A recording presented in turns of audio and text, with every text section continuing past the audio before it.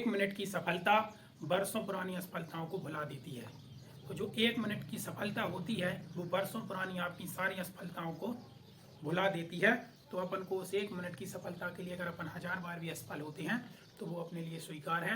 और यही अपन को प्रण करना है कि अपन को सफल बनना है। एक दिन जरूर अपन सफल बनेंगे, क्योंकि वो जो एक मिनट की सफलता है, एक मिनट की सफलता कई वर्षों की असफलता को भुला देती है। चलिए, लघुत्तरीय अपने जितने भी लघुत्तरीय प्रश्न हैं वो सभी अपन ने हल कर लिए थे। अब बात आती है दीर्घोत्तरीय प्रश्नों की। किनकी? दीर्घोत्तरीय प्रश्नों पर अब अपन बात करेंगे। दीर्घोत्तरीय प्रश्नों की अब अपन बात करने वाले हैं। ठीक है, तो इसमें जो अपना पहला क्वेश्चन है दीर्घोत्तरीय का पहला है, इसमें बोला गया है सिद्ध कीजिए कि कर्णी 5 एक अपरिमेय संख्या है। इसमें अपन को क्या करना है? सिद्ध करना है कि कर्णी 5 एक अपरिमेय संख्या है। ठीक है, चलिए, तो जो पहला क्वेश्चन है इसमें अपन को ये सिद्ध करना है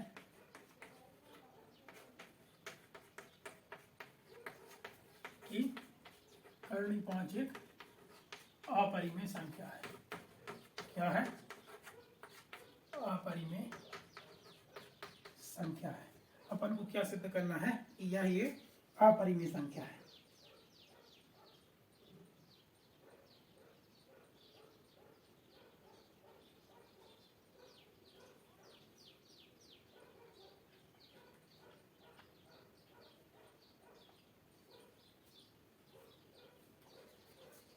ठीक है, चलिए, फिर इनमें अलग अलग क्वेश्चन है, इनको अपन को नहीं करना है।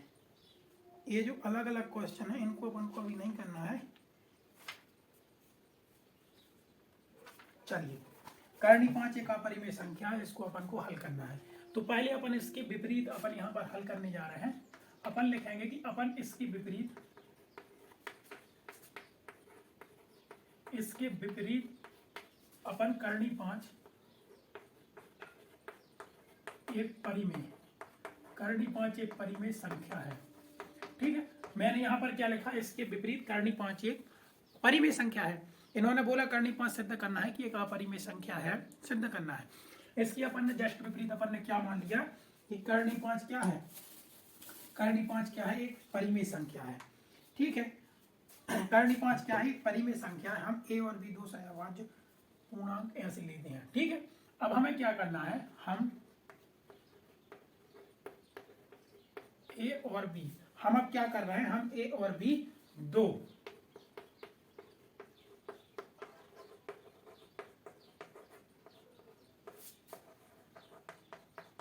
सहअभाज्य पूर्णांकों को ऐसा लेते हैं,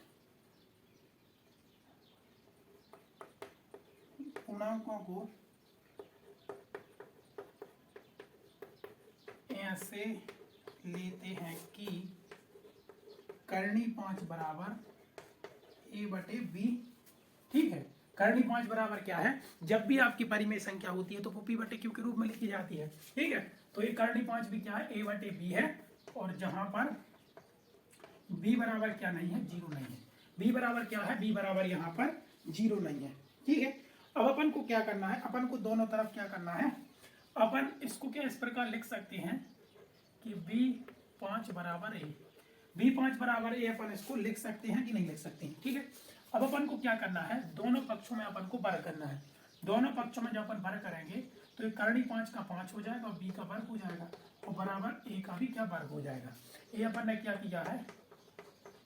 दोनों पक्षों में वर्ग करने पर, दोनों पक्षों में क्या करने पर? वर्ग। अपन ने क्या किया? इसको यहाँ पर b का पक्षांतर किया, ये कर्णी 5 हो गया। जब दोनों पक्षों में वर्ग किया तो कर्णी 5 का वर्ग 5 हो गया, b का b वर्ग हो गया और a का a वर्ग हो गया।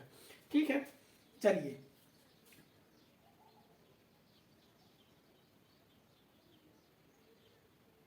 ठीक है, चलिए, ये दोनों क्या है? बराबर है। ये दोनों क्या है? बराबर है। चलिए, अब मैं यहाँ पर क्या बोल सकता हूं कि a स्क्वायर, ठीक है, तो a स्क्वायर है वो 5 से क्या है? विभाज्य। जो अपना a स्क्वायर है वो 5 से क्या है? विभाज्य। जब तो बराबर है, 5 का ये मल्टीपल है इसलिए तो क्या है? बराबर है। ठीक है, जब एक 5 से विभाज्य है, जब ए स्क्वायर, जब किसी का वर्ग किसी से विभाजित होता है तो इसका मतलब ए भी 5 से क्या होगा, ए भी 5 से विभाज्य होगा या विभाजित होगा। ए भी कहां से, ए भी क्या है 5 से विभाज्य है, ठीक है, ए भी क्या है 5 से विभाज्य है, ठीक है। चलिए मैं थोड़ा इसको साफ कर रहा हूं, इतना आप देख लें।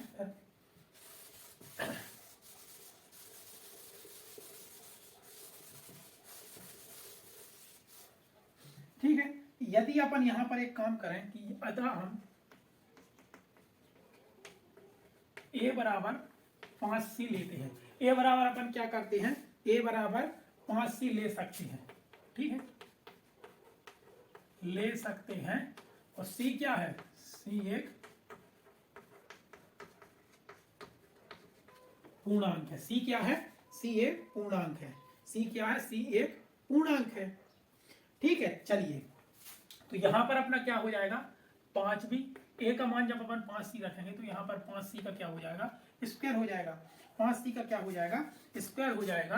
और यहाँ पर जब अपन इसको हल करेंगे तो ये 5 भी बराबर 25c पर क्या हो जाएगा, वर्ग हो जाएगा, ठीक है। जब अपन इसको हल करेंगे तो ये क्या हो जाएगा, 25c पर वर्ग हो जाएगा। और जब अपन इसको यहाँ से कैंसिल करेंगे तो b बराबर कितना निकल के आएगा, b बराबर निकल के आ जाएगा c स्क्वायर, b बराबर कितना आ गया निकल के, c स्क्वायर।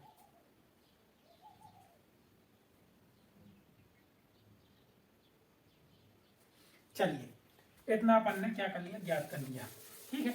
अब अपन यहां पर क्या लिखेंगे, अब यहां पर अपन क्या लिखेंगे कि जब बी स्क्वायर, ठीक है, बी स्क्वायर यहां पर 5c आएगा क्योंकि ये 25 है, ठीक है, 5c आएगा। जब बी स्क्वायर 5 से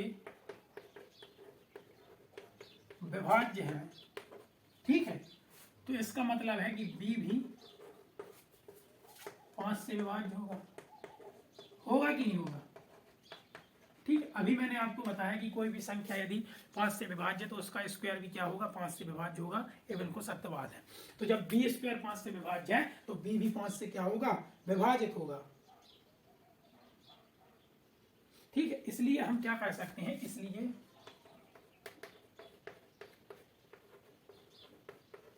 a और b में, a और b में कम से कम एक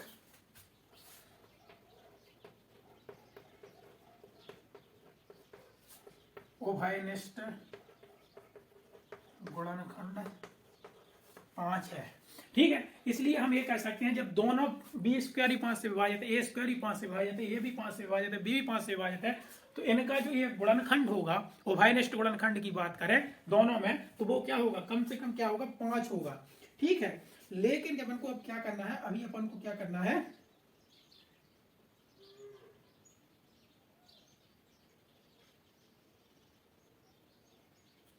ठीक है। अब अपन को यहाँ पर एक लाइन और लिखनी है, इसमें समझने लायक कुछ नहीं है, सीधा भाषा का खेल है, ठीक है। चलिए अब मैं यहाँ पर फिर से साफ कर रहा हूँ क्योंकि यहाँ पर थोड़ी बड़ी लाइन लिखनी है। चलिए मैं यहीं लिख देता हूँ, लेकिन यहाँ पर अपन लिखेंगे, लेकिन अपन को क्या करना है, लेकिन यह है इस तथ्य से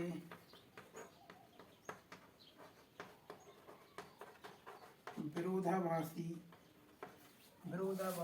है कि ए और बी दो सह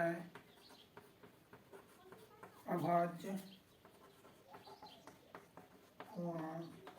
हैं, ठीक है। यहां पर ये लिखा है, यदि आपको दिख नहीं रहा है तो मैं आपको पढ़ के बताता हूं, लेकिन यह इस तथ्य से विरोधाभास की स्थिति उत्पन्न हो रही है कि ए और बी दो सहअभाज्य पूर्णांक हैं। चलिए यह, चलो मैं आगे आपको बता देता हूं कि इसमें और एक लाइन क्या लिखनी है, इसमें एक लाइन और लिखनी है कि यह विरोधाभासी त्रुटि, इसमें अपन को लिखना है कि यह विरोधाभासी त्रुटि क्या है, कल्पनापूर्ण है। जो यह विरोधाभास की स्थिति उत्पन्न हो रही है कल्पनापूर्ण है, इसलिए करनी 5 क्या है, एक अपरिमेय संख्या है, ठीक है। इतना अपन ने लिख के सिद्ध कर दिया है कि करनी 5 क्या है, एक अपरिमेय संख्या है। यदि आपको यहां पर दिख नहीं रहा है तो मैं बार बार बोल रहा हूं तो आप उस पर ध्यान दें।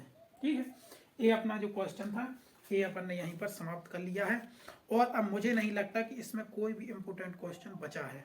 ठीक है, अब इसमें कोई नहीं लगता मुझे कि कोई भी महत्वपूर्ण प्रश्न आपका शेष है, क्योंकि ये जो भी क्वेश्चन है एक बेकार क्वेश्चन है। फिर भी एक क्वेश्चन और है, वो मैं आपको करके बता देता हूँ। चलिए,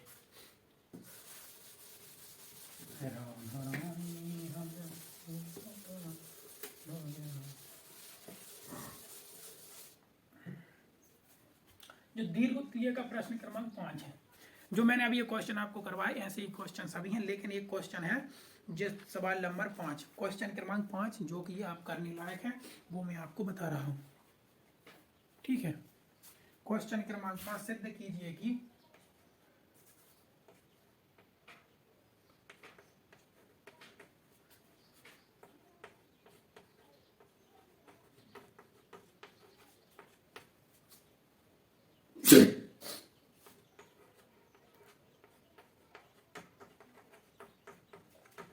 अपन को क्या सिद्ध करना है, अपन को ये सिद्ध करना है कि कर्णी 3 और कर्णी 5 क्या है, एक परिमेय संख्या है, अपरिमेय संख्या है।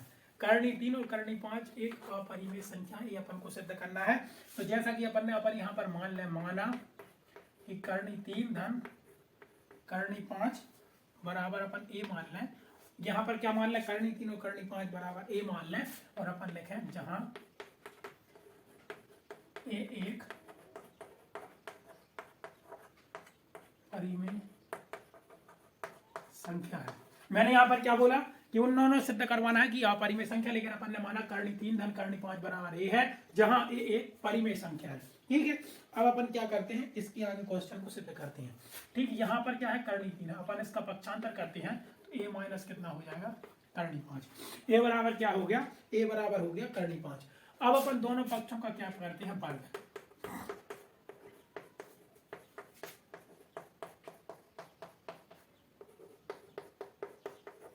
दोनों पक्षों को क्या करेंगे, वर्ग करेंगे। तो यहाँ पर कर्णी 3 पर वर्ग बराबर ए वर्ग ऋण कर्णी 5 पर वर्ग। क्या कर दिया मैंने, दोनों पक्षों पर मैंने क्या कर दिया, दोनों पक्षों का वर्ग कर दिया, दोनों पक्षों को क्या कर दिया, वर्ग कर दिया। ठीक है, यहाँ पर होल वर्ग होगा। ठीक है, दोनों पक्षों पर मैंने क्या कर दिया, होल वर्ग कर दिया, दोनों पक्षों का क्या कर दिया, होल वर्ग कर दिया। कर्णी 3 का वर्ग होता है, कर्णी 3 का होगा 3, ए हो जाएगा ए स्क्वायर माइनस 2a कर्णी 5, और ये क्या हो जाएगा, धन का 5। ये बात समझ में आई अपन को, ए माइनस बी का whole square, a square minus 2ab b square. ये यहाँ तक अपना क्वेश्चन क्या होगा, आ गया। चलिए,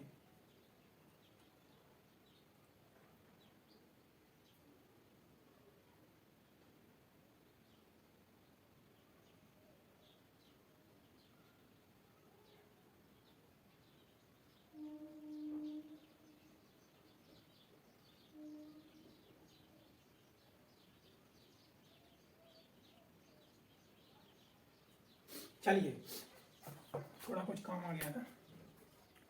यहाँ पर 3 है, अपन क्या करेंगे, अब इसको धन बनाएंगे। तो 2a कर्णी 5 बराबर ए स्क्वायर धन 5 और ऋण का 3। ये हो जाएगी स्थिति, इसको इस साइड ले जाएंगे, धन हो गया, इसको इस साइड ले आएंगे, ऋण हो गया। ठीक है, अब अपन को क्या करना है, जब अपन इसको थोड़ा हल करेंगे तो ये कितना हो जाएगा, ए स्क्वायर बराबर कितना आ गया, ए धन बराबर कितना आ गया, 2। 5 में से 3 घट गया तो कितना आ गया, 2 आ गया। ठीक है, 5 में से 2 घट गया तो क्या आ गया, 2 आ गया। अब मैं यहाँ पर इसको लिख रहा हूँ। ठीक है, अब मैं इतने में क्या कर रहा हूँ, हल कर रहा हूँ। आप देखें, इतने में मैं क्या कर रहा हूँ, हल कर रहा हूँ। ठीक है, अब देखेंगे यहां से क्या, कर्णी 5 बराबर ए वर्ग धन 2 बटे 2a। इसके बटे में क्या आ गया, ए आ गया। इसके बटे में क्या आ गया, ए आ गया।